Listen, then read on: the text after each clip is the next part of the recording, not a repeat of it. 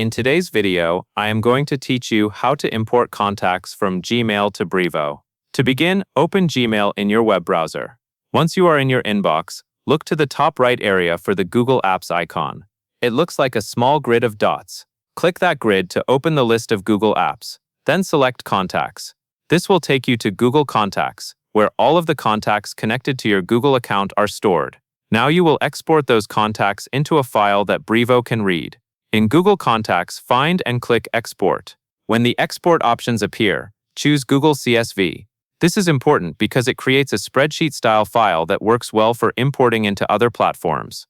After you select Google CSV, complete the export and save the file somewhere you can easily find it, like your Downloads folder or your desktop. A quick tip here is to give the file a clear name, so you can identify it later if you manage multiple lists. Next, log into your Brevo account in a separate tab. Once you are inside Brevo, go to the left sidebar and click Contacts. This is where Brevo manages your contact database, lists, and imports. In the Contacts area, look to the top right and click Import Contacts. Brevo will show you different import methods. Choose Upload a File, since you already exported a CSV from Google Contacts. You will now be prompted to select a file from your computer.